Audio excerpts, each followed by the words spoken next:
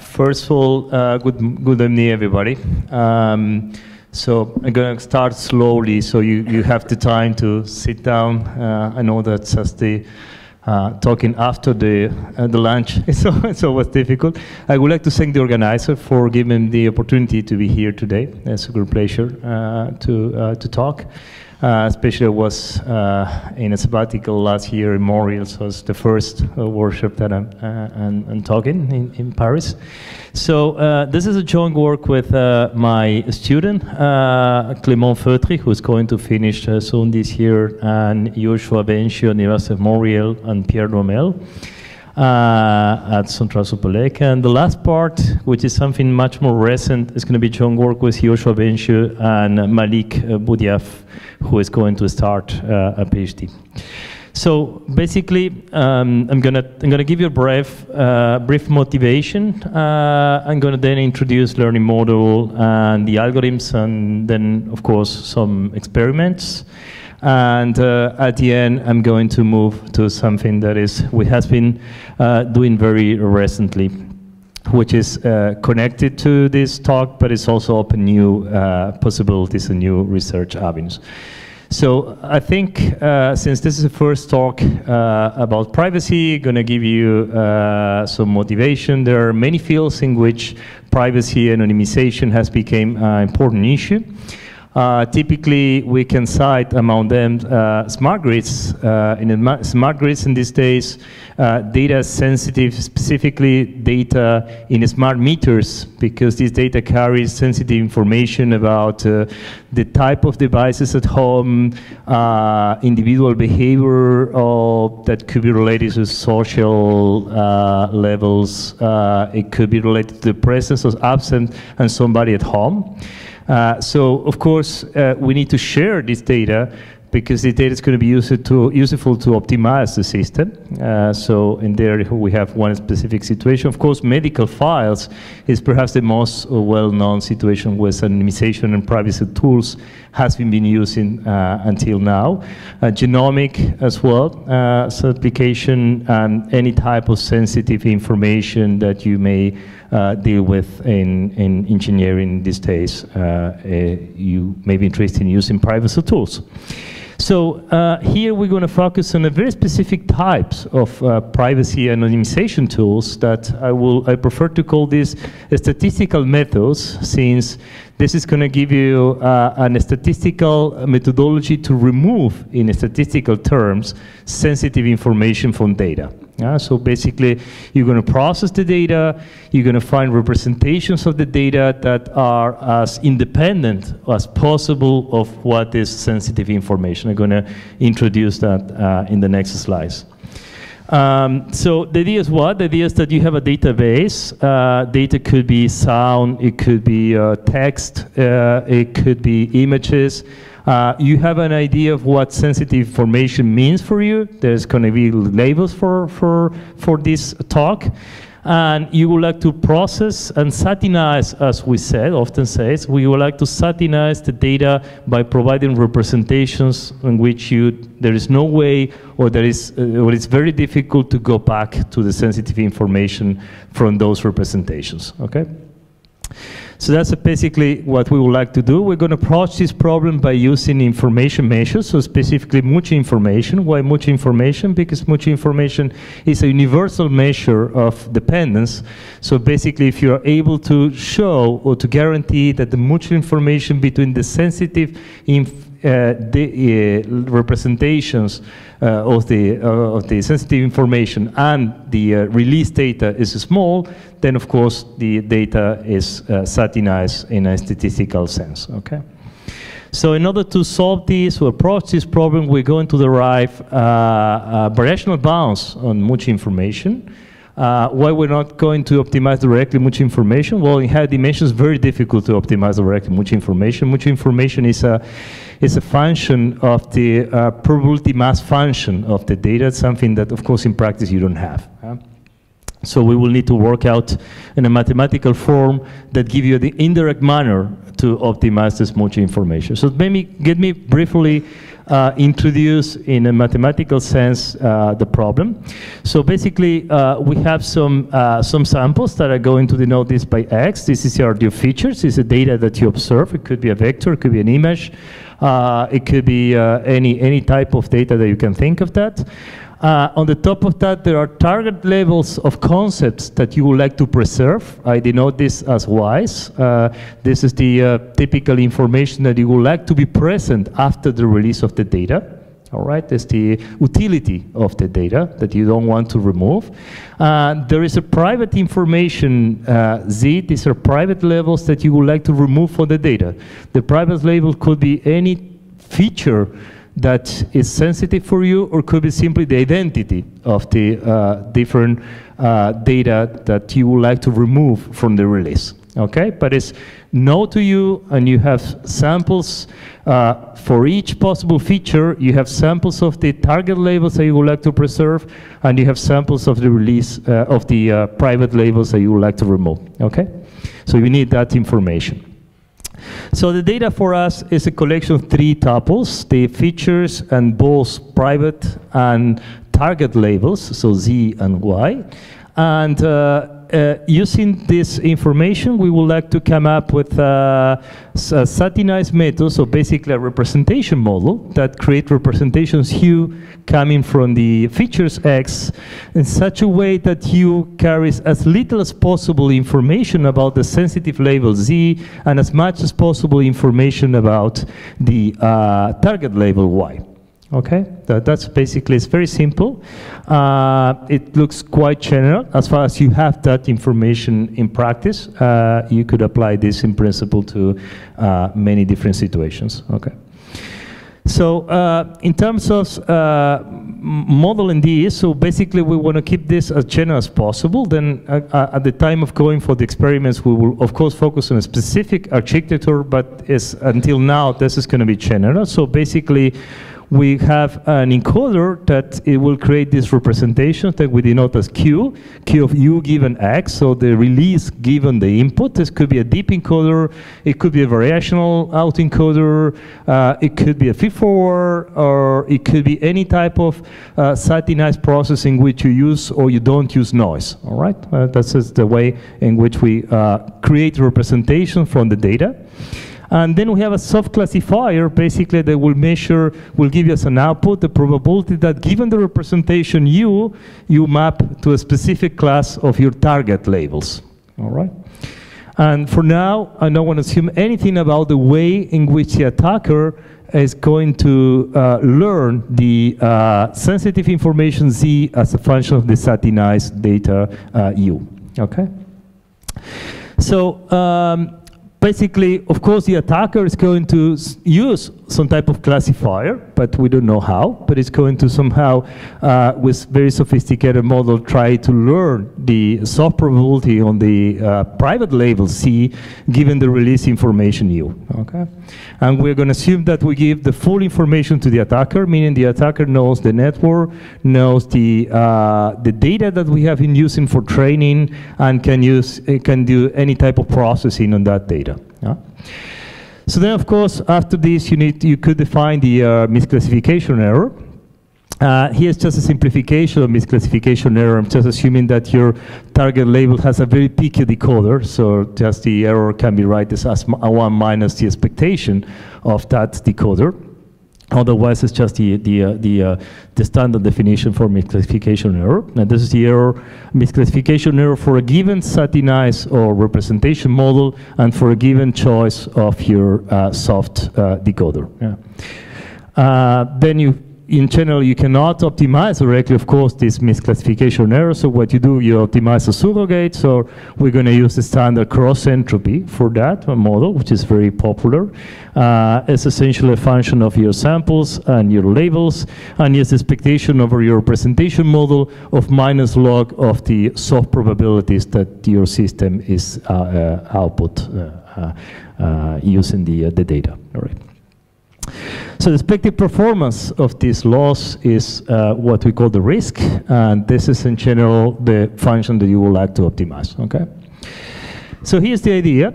So we essentially like to minimize the misclassification error of your target label. So you would like to preserve the information, find a representation that preserves the information, and you would like to maximize as much as you can, so larger than 1 minus epsilon. Epsilon is something, is a parameter that you would like to select, is a level of confidence of your system.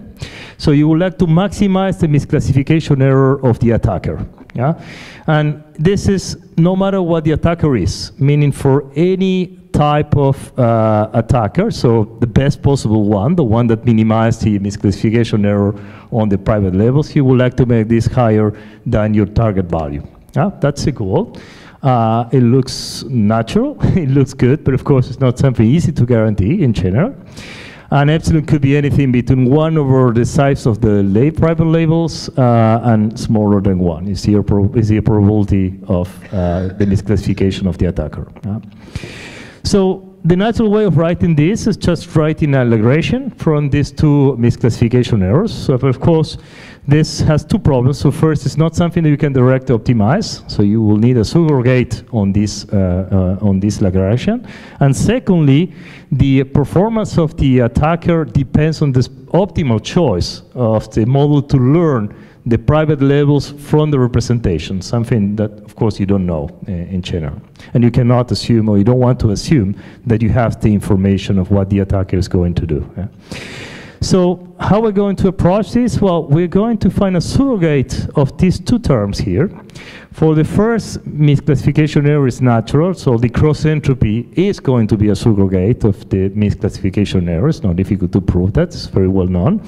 And for the second one, we need a lower bound, no matter what the attacker is doing on the release EU data. Right, so that's a problem, and it turns out that it's not difficult to show. Just keeping the math, but these are typical information inequalities that we use every day in information theory. So it's not difficult to show that the error probability of the misclassification error of the attacker is related to the mutual information between the release data and the sensitive information, the private level C that you would like, that the attacker would like to learn. Yeah?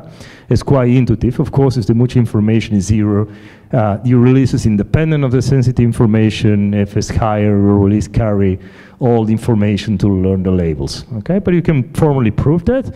So then the surrogate of the previous expression turns out to be the cross entropy plus a penalization term that is the mutual information between the private labels and the release information. Okay. And I have this the hat because this is based on empirical data. As Francis was mentioning this morning, of course, you don't have access to the true statistics, so we just play with finite sums. And finite sums depends on the samples that you have. And so I'm talking about empirical entropy and empirical risk. Yeah. So that's I put this here, the hat. Okay.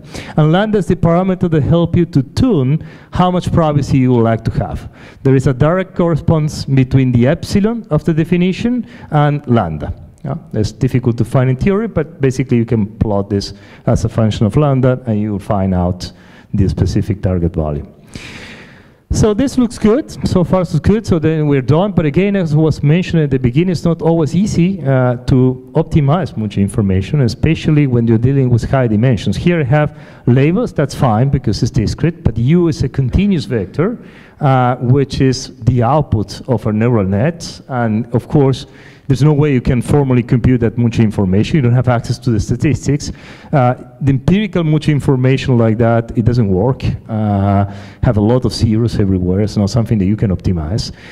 So the job is not done. And the most important part appears here. So how we are going to find an upper bound, a variational upper bound of this mutual information in such a way that then you can just directly minimize the variational upper bound. Now that variational upper bound cannot be anything. It should be something that carries the dynamics of the information measure with respect to the statistics that are controlling the representations, because this is the quantity that you would like to estimate, right? If you learn something that does not preserve that dynamics, then it's going to be useless in terms of your bound. But it could be plus a constant, and the constant doesn't, it could be very large, but it doesn't have any problem for you because you would like to learn this via gradient. So it's the dynamic that it counts the most for this bound. So we're going to split the mutual information in two terms, the entropy of the labels minus the conditional entropy of labels given representations. We're going to bound each of those terms. So we need an upper bound of the mutual information because we would like to minimize the mutual information. So we will find an upper bound of the entropy of the labels. This is not difficult. You can just use the cross entropy for some given specific model. So for example, a specific classifier for the private labels that you fix, and that's going to give you an upper bound of the entropy. So this is what I call empirical risk objective. But the real problem comes to the derivation of a lower bound on the conditional entropy. And this is the important part. This is basically the major contribution that we have here. So it turns out that the conditional entropy can be lower bounded as the cross entropy of the conditional models that depends on the classifier of any model for learning private labels given the representations. That depends on the representation model, of course. Minus a term, and this term is the Renyi's divergence, which depends on a parameter lambda, alpha here, which is the Renyi divergence between the empirical distribution of the representations and the private labels, and the distribution of your model, right, the one that you're using to learn this bound. So combining this lower bound with the upper bound before, you get an upper bound on the mutual information. And that upper bound, which depends on this Renyi divergence, so it's defined here through the Radon-Nikodym derivate, that upper bound now is the one that you can use as a surrogate to minimize the mutual information. So I'm not going to go in details on this. It's not difficult, but just in the interest of time, I'm going to show you the simulations, and I need that time for that. But essentially, this upper bound that you get on the surrogate that I mentioned before is the cross entropy of the target labels. This is something that you would like to preserve, so you need to minimize that. Plus lambda times, this is the term in the brackets, is the term that replaces the mutual information. Lambda times this objected empirical entropy, that was the upper bound of the entropy of the labels, minus these two terms, which was the lower bound of the conditional entropy here. Okay, and alpha here, which is a parameter of Renyi, always larger than 1, is a meta-parameter that plays an important role in the dynamics of the gradient when you are optimizing this through the stochastic gradient descent algorithm. Okay. Now, I'm going to show you then after how this works. For now, let me just bring you another important issues. Okay, you will tell me you're done. You have a system that satisfies the information, but then how are you sure that you can guarantee that the error, the misclassification error of somebody that is trying to find the sensitive labels, the Z labels, is always going to be larger or equal than something, as this something is the quantity they would like to achieve, and no matter what the attacker is. And this is always difficult because we don't have access to the statistics, so it's something that you need to learn. You need to learn yourself the bound that give you this worst case performance of the attacker, no matter what the attacker is. And it has to be learned from data. And this proposition here, this theorem, basically tell you that information. It tells you that the misclassification error, no matter what the attacker is of the attacker, is always larger or equal than a function. This function G is the entropy function to the -1, so this the invert of the entropy function. And this is a function of the empirical mutual information between the sensitive labels and the release, and the other terms are constant that goes to 0 rather fast. Of course, this holds true with probability larger than 1 minus delta. Some type of Pack lemma, if you want it. But the constants here can be fully computed. I'm not giving you here to avoid a lot of complicated notation, but can be computed, and they are very nice constants. So the bounds is something that you can even plot, and I'm going to show you this later. So after you finish your model, you can use this bound to learn through the upper bound of the mutual information, using testing samples, you can learn how much an attacker can learn from the release data that you have satinized. So let me briefly show you some experiments, but before going to that, I would like to introduce how we're going to optimize this model. So essentially, remember, we have the cross-entropy term with the target labels that you would like to minimize to preserve the utility of the information. And then there's another term, which was the difference of two terms that I put together into this LP, and the first that was this risk objective. And you would like to minimize the whole thing here. So essentially, this is what you're going to do. This model depends on what? Well, there are parameters. Of course, you're going to use a class of models. For the experiments here, we are going to work on feed-forward, but you can use convolutional deep nets or any other type of model that you wish. The algorithm is going to be the same. There are parameters that I call theta c, those parameters that depends on the representation model that satinizes the information. Then there are parameters theta p that are those that we compute on the classifier that learns the private labels. That is the one that give you the best bound on the mutual information. Yeah?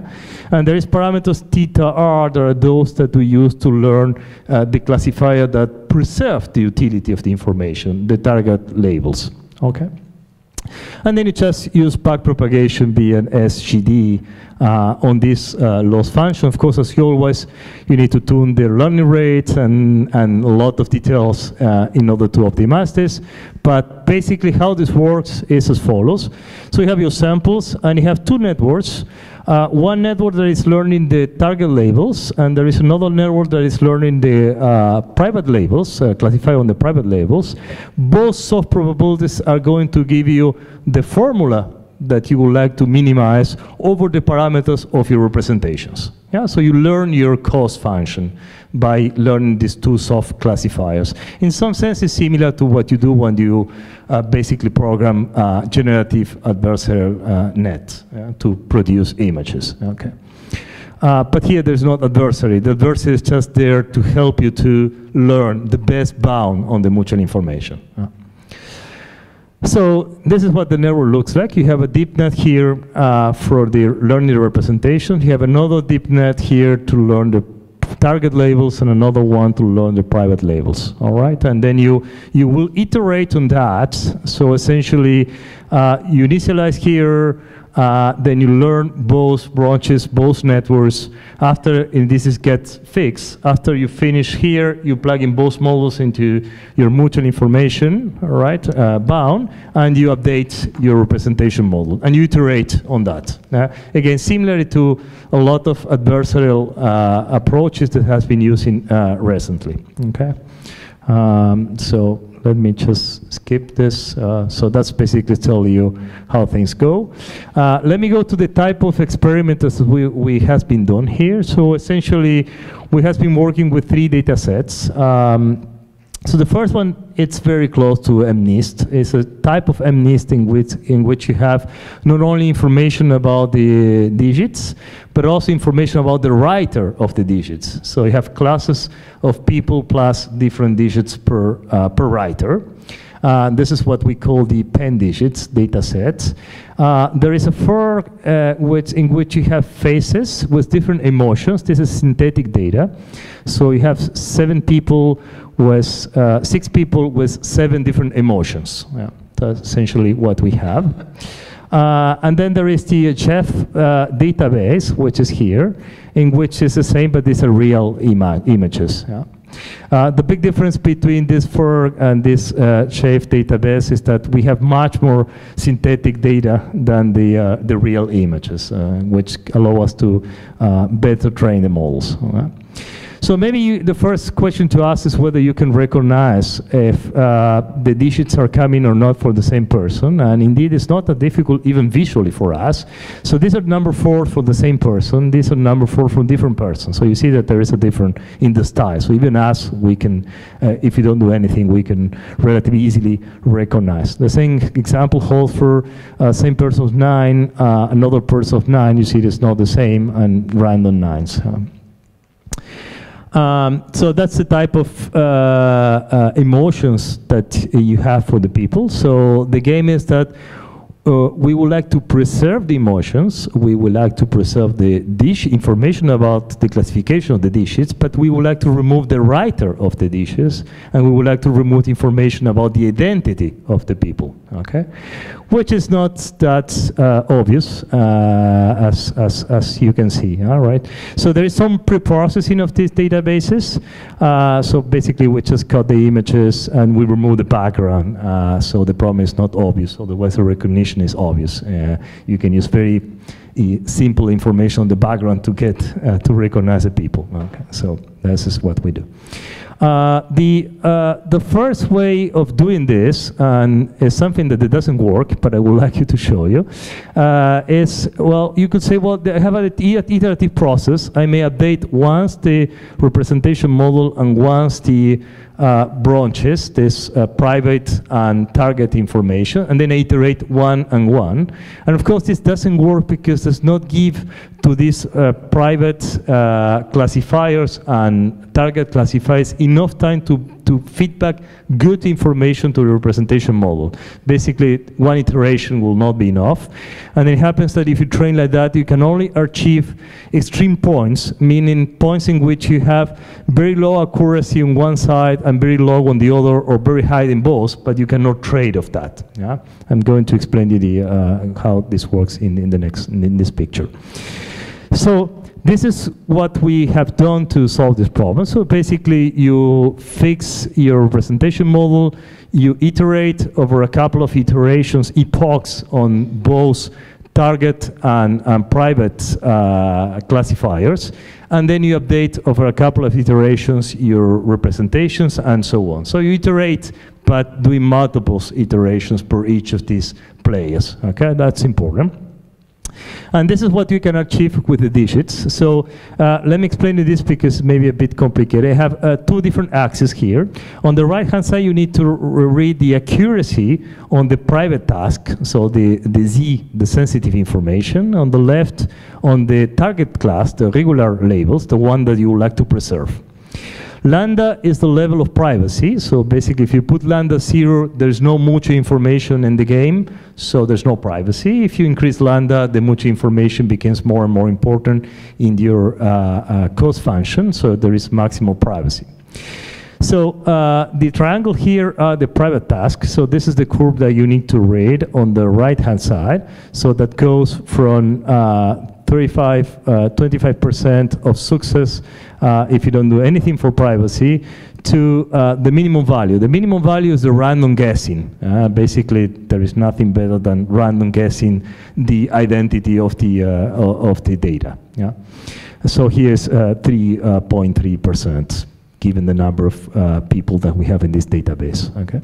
So you can really trade off that, and at the same time, you have the other curve that you need to read on the left that give you the trade-off between the target labels when you don't do anything for privacy and when you do maximal privacy. So you see that you lost a bit between 27% to 25%, but not that much in the accuracy. So you're able to satinize almost to random guessing the information without losing much on the target labels, which is the information that you would like to preserve.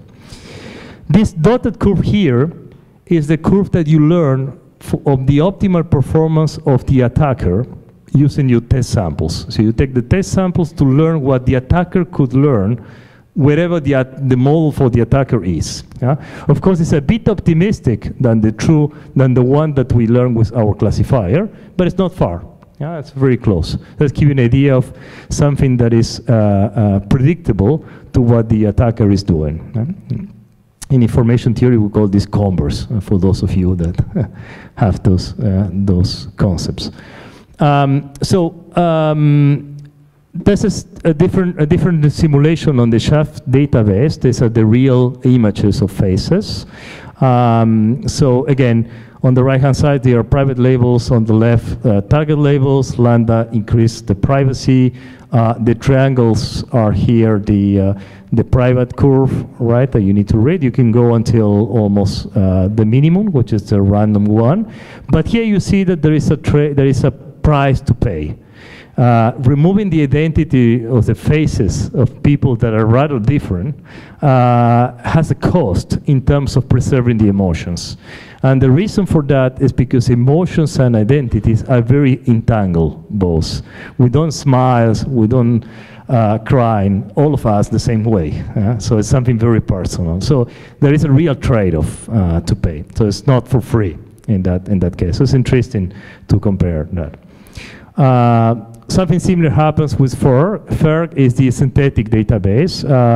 Here you pay less because you don't reduce much the performance on the left, but still you pay more than with the digits. Okay.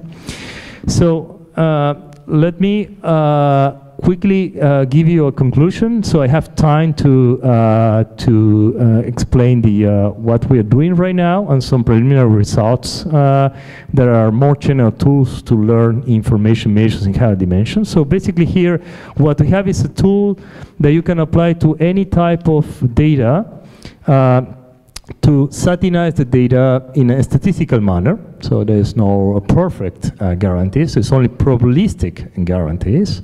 You can even measure the level of your guarantees after this satination using this result that I showed you before and the parametric bound on the mutual information. According to some testing samples that you have, you can measure that. But it's interesting to explore the use of these tools in other fields. Typically, it could be a simple extension as in cases in which you don't have a specific target task to preserve. You know what you would like to remove, but you don't know exactly what you would like to preserve. Another one is for artificial data generation. I didn't mention that, but another way of sharing data is to create an artificial model that copy your data as much as you can, but does not have sensitive information about your data. For example, you cannot recover if somebody was or wasn't in the list. This is something that we call membership attacks. And another possible application is to fairness. Fairness is another topic which is capturing a lot of attentions in these days. So basically you could try to use these tools to remove identity or to remove sensitive issues to make the databases more fair while preserving the information. Okay. But something that we discovered by doing this, it was that the mutual information and information measures in general can be very useful. The problem is how to learn those informations in high dimensions. So this is bringing me to the last topic of the talk, which is very recent work. So I'm going to give you just brief some ideas in interest of time. But basically what we're trying to do here is to learn mutual information, entropy, differential entropy, and Kullback level divergence in high dimensions. When I talk about high dimensions, I'm talking about type of data in which we have 1,000 or 2,000 samples. Okay. What is the way of doing that? Well, there may be multiple ways, but we are focusing on one specific class, which is still following these ideas of deriving these variational bounds on these information measures. Why we're interested in variational bounds? Because variational bounds seems to be capturing the dynamic of those information measures with respect to the parameters that you would like to optimize. Okay, and there are also bounds. These are also bounds that on which you can compute the gradients. And the idea is that you can use these metrics to create new objectives to train, as we did in the example of privacy. And I'm going to show you all these examples now. So right now I'm going to give you an example of the same bounds that I showed you before, but this time we just focus on how we can use those bounds to learn the mutual information, how this tool compares to existing tools that are available in literature. And basically, in order to do that, I need to focus on models for which I know the information measures, entropies and mutual information, so it can only be synthetic data. Then I'm going to show you an experiment on another type of data. So here everything's Gaussian. It's a very simple model. X and Y are two Gaussian vectors that follows a very simple covariance metric that everything is parameterized for a single parameter row. It's a very toy example. But the nice property of this is that the mutual information can be easily computed. Okay? There is a formula. I know what mutual information is.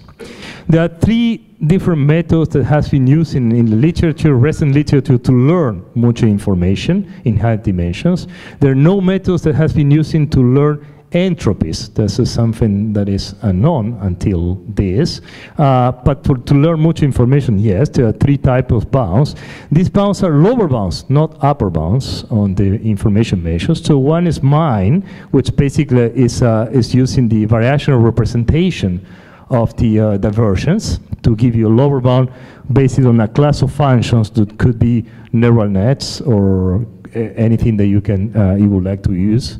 There is this second bound that I call NWG, according to the authors, that is also based on another variational bounds, but of the F diversions of the mutual information. It's very close to the previous one. There is a difference with the log here. There's no log. And there is the NCE, which is another type of bounds, but this time there is a trick in computing the ratio, which it's slightly different than the other ones, but then still it's a variational bound on the mutual information. Okay, I'm just keeping details. How this works? So, well, the first thing that you can do is you could just plot the true mutual information as a function of the correlation between -1 and 1. For the first method here is the mine example. The second curve is going to be to the second method that I showed you before, NWG. And you see that red is the true mutual information. On blue is the mutual information that you estimate with a lower bound. And this blue zones is according to the different realization of your parameters, different seed of your algorithm. There's a lot of variance on the result that you get. Okay? This is true for both models. This model suffer a little less than the previous one of the variance, but until when correlation is high or slow, it doesn't catch the exact value of the bounds. Here I'm plotting the gradient of the mutual information with respect to the row. This is what I call the parameters that you would like to preserve, because you would like to optimize those information measures. So you would like to preserve the dynamic with respect to the parameters beyond the statistics. Okay, so again, it looks good when rho is not high nor small, but when rho increases, both methods are very far. So these are the curves that you estimate, and this is the true gradient of the mutual information. Okay. Of course, everything has to be done in a synthetic and toy example, otherwise there's no way they can compare that. The last method, well, the NCE is here, and you see that suffer of a similar problem with both for the mutual information and for the gradients. The only advantage of this method, which is the last paper, is that there is no variance in the seed. So basically, there is very little variance according to different realizations. Okay. And this is what we have here. This is the method that we have here. You see that there is this VBM as our method here. You see that there is a perfect fit of the mutual information with very little variance, and also of the gradient of the mutual information. Okay. Something that people have been working a lot is in generative models. Of course, since the last years, it has been one of the hot topics in machine learning for different reasons. Generative models may have the problems that you don't learn all the modes of the distribution. So the modes are these particular different characteristics of the statistics that you're trying to learn. The peaks, for example, if you're dealing with a mixture of Gaussians of any type of similar information, and you may not be able to learn all the modes. An whole idea was to essentially penalize the loss of GANs with information measures that increase the learning of the modes. So the idea was to increase the entropy of the generated images so that the images learn as much as modes as the original data. Okay, this was not possible because they were not bounds on entropies, but it was possible using much information. Some authors already tried that. So here, let me give you an example. This is the target distribution of the data. You see that there are very specific modes in a 2D dimension, that these are the lines. This is what you learn with a generative model, a standard GAN. We play with different type of GAN, so it does not really make much different the type of GAN here. And it's just you're not capturing all the specific mode of the distribution.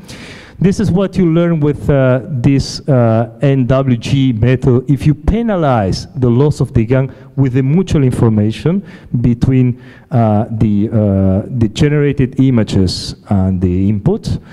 And this is what you will get if you do the same but with mine, this other method. And this is what we get by penalizing with the entropy of the representations using the bounds that we have used in here for the simulations. Okay. Another example is in this type of distribution. So this is the target distribution. So this is your distribution. So you see there are very clear modes in that distribution. This is what you learn with a generative GAN standard one. If you penalize with much information with these two different methods, you just learn this. This is just getting not that bad. It's getting close. And what we have obtained here, penalizing with the entropy, isn't still better, much close to the original modes. Okay. And here we have a specific experiment from which you can get a number of how good this is improving in learning modes. So this is a standard MNIST database, which has superimposed 4 different numbers. So how many modes you have? At least 10 to the power 4. So there are 10,000 different, because there are 10 digits, there are the 10,000 different modes in this data. Only plotting 3 numbers, otherwise you just see a small dot in the middle without making any difference. So this is 3 numbers, but there are 4 with the simulations that we're doing. So this is what we do is that we train a network to detect the modes, and basically then they count the number of modes that you can detect on the data that generate. Yeah? And the idea is that if you get as many modes as the original number of modes of the distribution, you're doing better. Right? So this is what you get with the standard GAN, is there is a variance of 85, but you get almost 200 modes out of 10,000. This is what you get with GAN plus mine, and this is what we get in the models that we have here when you penalize with the entropy, according to 2 different alpha values. These are the values of the rainy diversions that you have in the bound. Yeah? So you don't get 10,000, but you get much better, close to 10,000. So this is basically that we have been doing until now. And there are many other applications in which these tools can be useful. This is going to be available soon, so not yet posted, but it's going to be on archive in the next days. And so with this, I would like to thank you for listening. And yeah, if you have questions, it's a pleasure.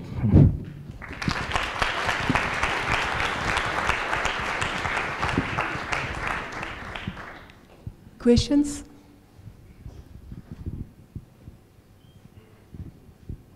Thank you for your talk. Very interesting. Thank you.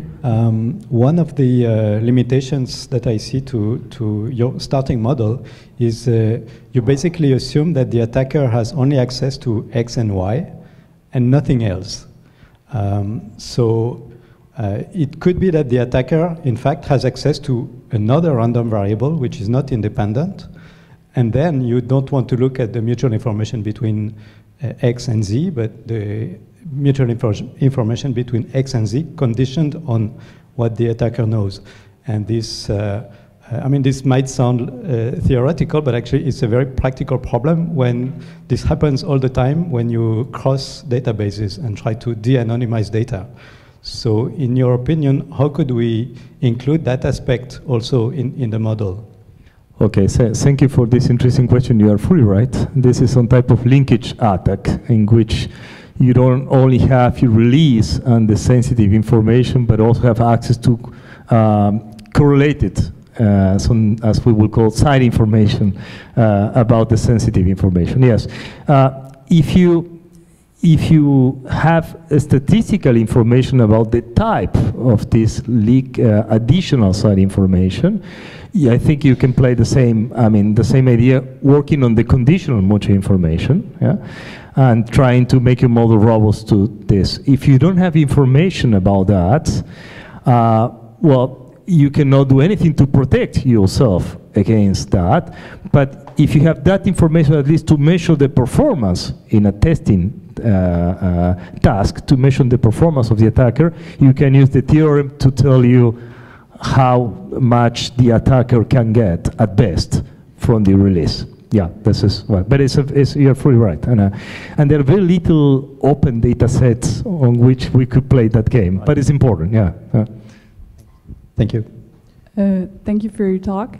I was wondering if you've tried applying this model to multi-domain learning problems, because as you've said, it's very similar to domain adversarial neural networks. And so I was wondering if you've tried on the same common domain adaptation data sets to see how it compares to that. Thanks. No, thank you. It's a very good feedback. No, we haven't tried that, but it's, yeah, definitely. It's I think it's a good opportunity to play that.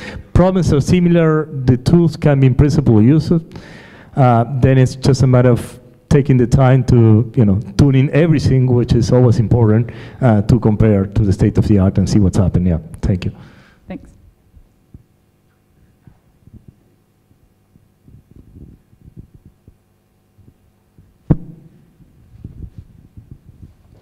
Thank you for the interesting talk. I'm not sure I fully understand the goal here. So I get that the goal is to remove the private information from the data while still making it possible to predict the public labels. But a trivial way to do that would be to just predict the label and get rid of all the other information. So the question is, what other information do you want to preserve in your representation, and how do you make sure that happens? So thank you. Yes, absolutely. Here we are working with, that's why I say that another possibility of doing this will be to focus on not assuming that there is a target task that you would like to preserve. The idea of the problem is that you will need to release your data, essentially, and you would like your data to be independent of the identity, for example, or any other label that you call private label.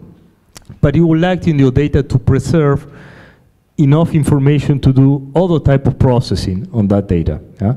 So the most general problem will be to say, I don't know what the process is going to be, I just know what I need to remove, and I just remove the sensitive information. Or I do have an idea of what type of processing, maybe multiple different processing, and here we have just play with the preserving the classification task on the target labels. But yeah, you may have multiple things to preserve other than that, yeah. So have you tried to investigate whether your method preserves any other kinds of information than just the information about the target label? Yeah, no, we haven't. In that sense, you will need a database with at least 3 different labels, one that you eliminate, one that you use in the training, and then to check if the third one is preserved by definition or not. Yeah, no, we haven't. Yeah, thank you. Okay, maybe I think I have one, one or two. Yes. Okay, thank you very much for the talk. Great. First, about your bound, I didn't see how you leverage the size of your representation. So you did not insist on that. So that's a good question. I mean, I went very fast on the real model that the type of model that we're using. These bounds do not depend on they are general. They don't depend on the specific size of representation. You can plug in here a representation model that where the size of the vector, the release is much smaller than your feature or much larger. In the simulations that we have done for the databases, this was a feed-forward network, fully connected with 8 layers, and the dimension of U was higher than the dimension of X. So X was images of 28 by 28, basically, in pen digits, and U was 1,000. So, Okay. but it could be whatever, yeah. So Yeah, but intuitively, I mean, we can think that depending on the feature Z, there might be more difficult problems, and you might get difficulty with reduced size of representation. Or am I wrong? Or? yeah, I mean, the smaller U is going to make your life easier for sure, to train the model. Okay. Yeah, the larger that U is, the more the number of parameters are going to be there, the more complicated that the learning, the dynamic of the mutual information is going to be, because the dimension of the variable U is much larger. Yeah, and that will play a role, absolutely, yeah.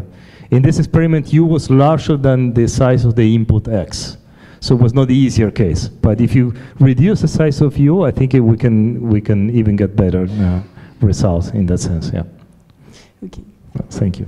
Is there any other question? I think we are going to thank you again, Pablo. Thank you.